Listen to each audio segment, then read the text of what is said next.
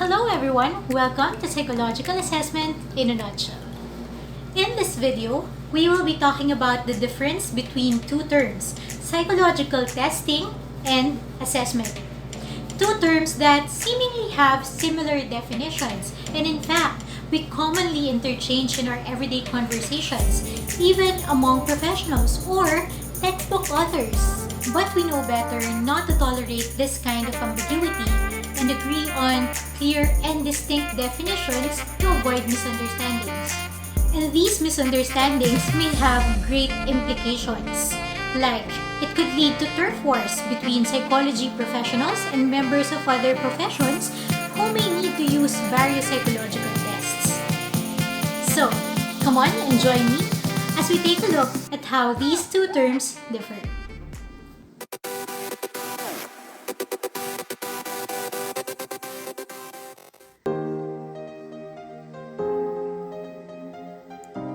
We measure a lot of things every day, like our weight pre and post a workout or diet program, or how many days has it been since we were first on lockdown, or how many meters away we are from another person. We use measuring tools like weighing scale, the clock or the calendar, or a tape measure. And we declare this information that we get from these tools through units of measurement. Psychometrics is psychological measurement, or the measurement of psychological attributes, where our tools are the various psychological tests, and our units of measurement would depend on the psychological attribute that we are measuring.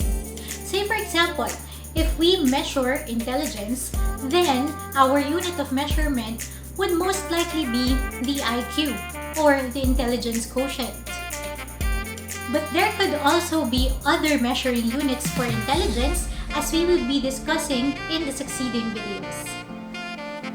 Now, I mentioned the tests or the primary measurement tools in psychometrics. Historically speaking though, all the different phases from test administration to the interpretation of results used to be referred to as testing. This is apt during the early 20th century because tests were first used on a grand scale when thousands of military recruits had to undergo group screening. However, by World War II, a new and more inclusive terminology had to be used as the screening procedures also became more sophisticated. This is especially true of highly specialized military positions, wherein the recruits had to undergo other methods of screening aside from answering tests. And this is where the distinction lies. In our textbook by Cohen and Swerdlick, psychological testing is defined as the process of measuring psychology-related variables by means of devices or procedures designed to obtain a sample of behavior. On the other hand, psychological assessment is the gathering and integration of psychology-related data for the purpose of making a psychological evaluation that is accomplished through the use of tools such as tests, interviews, case studies, behavioral observation, and specially designed apparatuses and measurement procedures. Let's break it down, shall we? Testing and assessment differ on several respects. They differ in terms of objectives, processes, the role of the evaluator in the process, the skill needed of the evaluator, and of course, the outcome. In terms of objective, testing typically aims to obtain some gauge, usually numerical in nature, with regard to an ability or attribute. On the other hand, assessment typically aims to answer a referral question, solve a problem, or arrive at a decision through the use of various evaluation tools. When it comes to the process, testing may be administered individually or by group. Scores may be obtained by counting the number of correct answers or the number of certain types of responses. On the other hand, assessment is typically individualized. It focuses more on how one processes rather than the outcome of that processing.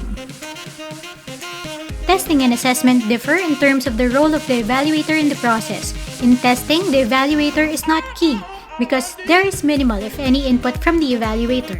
On the other hand, for assessment, the assessor plays a big role, from the selection of tests and tools of evaluation to drawing conclusions given the referral question. Having said that, each requires different skill set from the evaluator. In testing, it requires technician-like skills in terms of administering, scoring, and interpreting test results. And in assessment, it typically requires an educated selection of evaluation tools, skill in evaluation, and thoughtful organization and integration of data.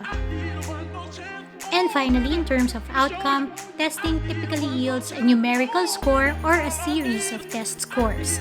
But in assessment, it typically entails a logical problem-solving approach that brings to bear many sources of data designed to shed light on a referral question.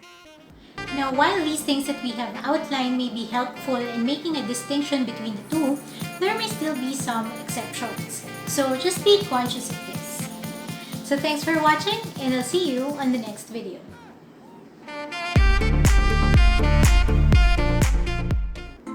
Hello there! If you're watching this video and is interested to use any of my content as material or reference in your own classes, then by all means, that's fine by me. But I have two requests. First, please send me an email at missfaithmoral@gmail.com. That's MISS faithmoral@gmail.com. I'm also gonna link down below in the description box my email address so you can let me know what you're gonna need it for and introduce yourself. Let's connect. Second, please give proper credit, of course. Thank you! If you liked what you've watched, please hit the thumbs up button down below. And if you're into music, psychology, or mental health, my channel's all about that, and I promise to create more interesting and helpful content for you guys. So please hit the subscribe button so you don't miss out on any of that. Alright, so thank you so much for watching, and bye!